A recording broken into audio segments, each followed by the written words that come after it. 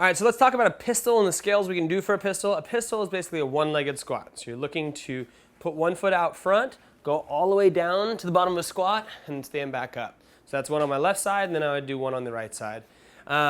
It's a really, really hard movement. It requires a lot of balance, a lot of range from the ankle, a lot of different things that not everybody has. So what you got to do is figure out a good scale for you. We've got something called a rolling pistol. And a rolling pistol can be, you put one foot out, you go down, you roll backwards, roll forwards, and then stand back up. So what you're doing is using a bit of momentum. My mic fell down. Let me bring this back up here. That's a rolling pistol. You can do a rolling pistol on 2 feet, but that also requires a bit of coordination, bit of balance, bit of ability to throw yourself forward and trust there. The other thing we can do is a seated pistol, or a pistol where we're sitting down onto the box. Is a pretty common scale where we sit back down, touch our butt to the box, and then stand back up. Now with that, we want to keep the same points of performance that we do for a normal squat. Weight stays back in the heel, the knee stays tracking the toe. We don't want it caving in, and generally it wants to cave in, or we want to go up into those toes. So we want to stay back in the heel with the knee tracking the toe.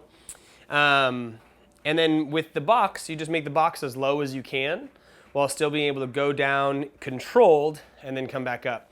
The tendency here is that people either make the squat look bad, so they go into their toes or do something weird here, or as they're sitting down, they just kind of collapse down and then roll back up. And what we're looking for here is controlled down, recruit, stand back up.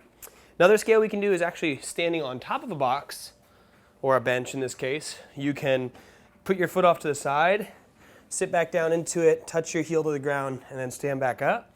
Again, that's a hard scale. It takes a lot of balance, and you're going to want to look to keep the weight in the heel of the foot that is on the ground as you go down.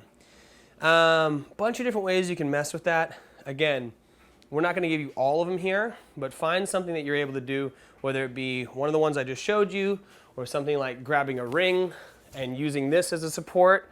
But the less support you give yourself and the more you're able to do it, the more you're going to get from each one. So try to find a scale where you can stay moving, but at the same time, it looks good, and you're not moving so fast that you're not working super hard. That is our pistol and some of the scales.